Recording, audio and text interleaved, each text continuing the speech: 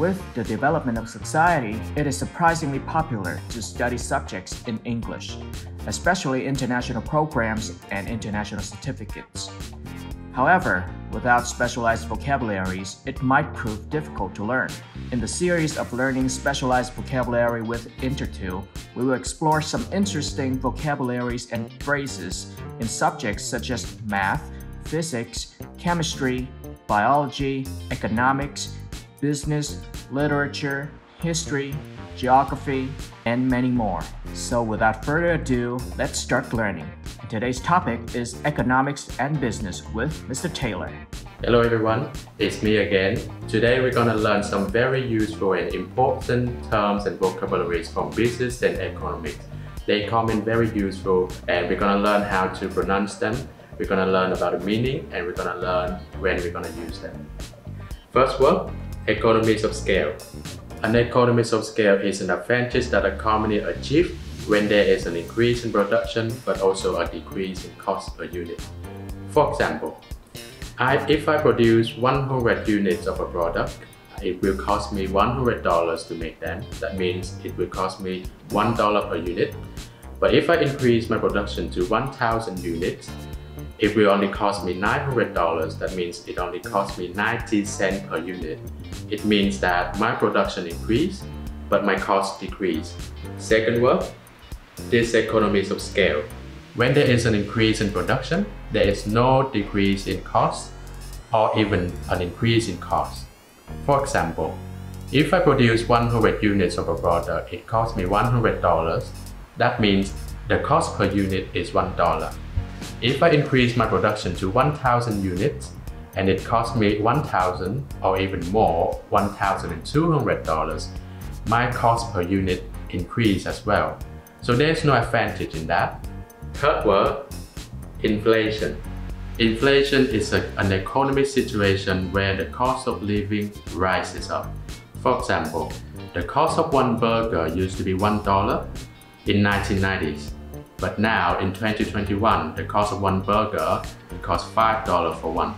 Fourth, microeconomics.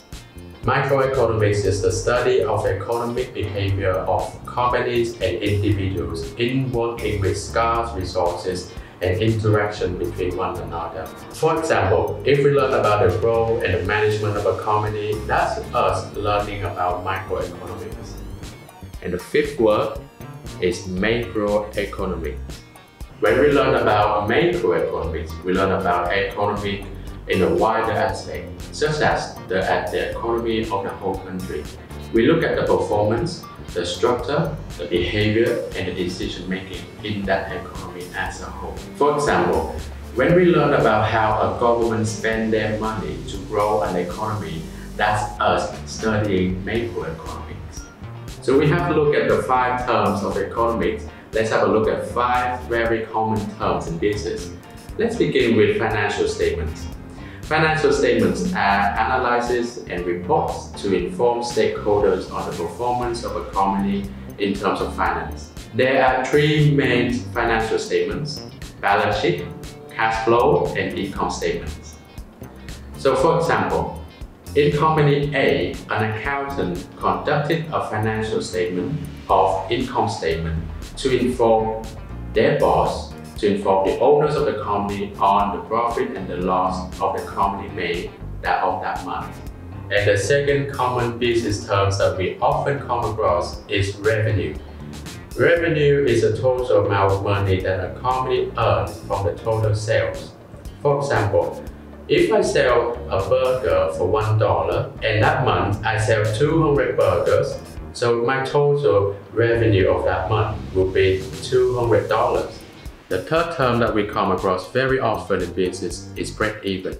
So break-even is a point in business where the company starts to get back its investment and start to make real profit.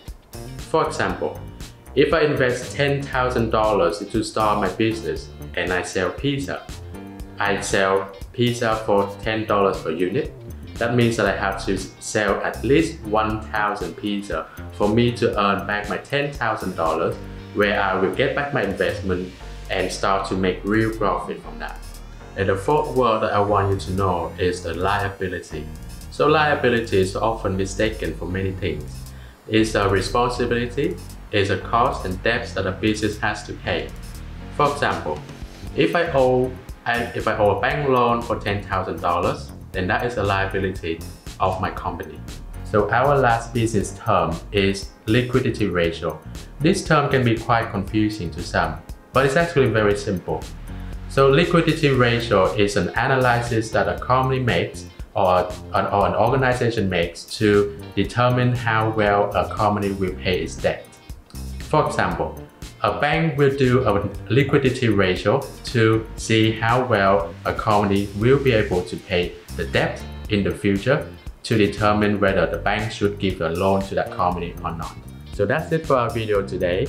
There are actually a lot more vocabularies and terms in economics and business that are very important, and some of them can be very confusing. If you have any questions, comment below. I will be more than happy to reply to you.